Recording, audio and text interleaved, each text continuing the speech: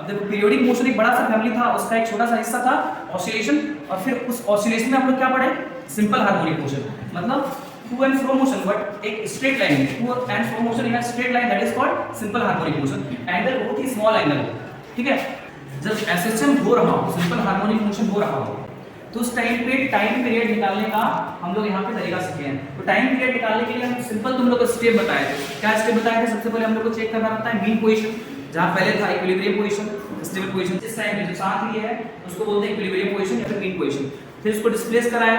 अच्छा, हम लोग क्या कर रहे हैं स्टेप, सबसे पहले मीन पोजीशन पे चेक कर रहे हैं नेट फोर्स कितना है। देन हम लोग क्या किए, डिस्प्लेस कराए, और वहाँ पे डिस्प्लेस कराने के बाद उस पर कितना फोर्स लग रहा है, ठीक है।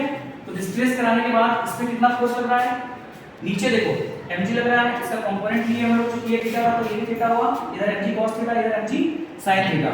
तो जो एसएचएम के लिए रिस्पांसिबल है वो ये वाला फोर्स है mg sin थीटा, ठीक है। और रीस्टोरिंग फोर्स का फार्मूला क्या होता है, F = kx, F = kx, और ये जो mg sin थीटा है जो कि रिस्पांसिबल है एसएचएम कराने के, दोनों को इक्वेट कर दिए हैं।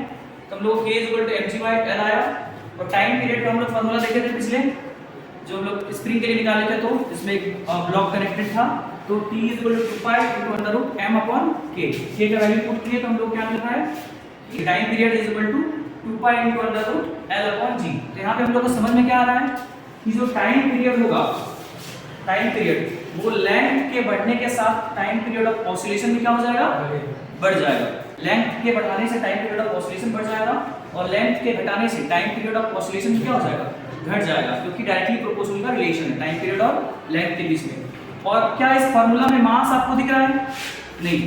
तो इसका मतलब ये समझ में आता है कि जो टाइम पीरियड होता है, टाइम पीरियड ऑफ ऑसिलेशन, वो उस मेटालिक बॉब के मास पे डिपेंड नहीं करता है, इरिस्पेक्टिव ऑफ कि वो बड़ा है छोटा है। Time period does not depend upon mass, वो लेंथ पे डिपेंड करता है। मतलब इस रस्सी को यदि हम इस स्ट्रिंग को छोटा कर दे, टाइम पीरियड क्या हो जाएगा, घट जाएगा। इसका इफेक्टिव लेंथ, अच्छा इफेक्टिव लेंथ का मतलब क्या होता है कि जो जिस बॉडी को हम लोग टाई करके बांधे हैं उसका सेंटर ऑफ मास से डिस्टेंस को देखना है, तो इसीलिए इफेक्टिव लेंथ बोला गया है, दैट इज एल।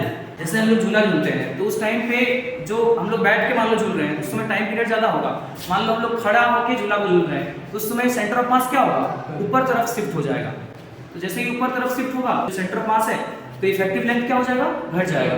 और इफेक्टिव लेंथ के घटने से टाइम पीरियड ऑफ ऑसिलेशन भी क्या हो जाएगा, घट जाएगा। मतलब बैठ के झूला झूलेंगे तो टाइम पीरियड ऑफ ऑसिलेशन ज्यादा रहेगा, और ऊपर खड़ा हो जाएंगे मान लो थोड़ा सा, तो चूंकि सेंटर ऑफ मास ऊपर आ जाएगा तो इसलिए टाइम पीरियड भी क्या हो जाएगा, घट जाएगा। आई होप समझ में आया होगा।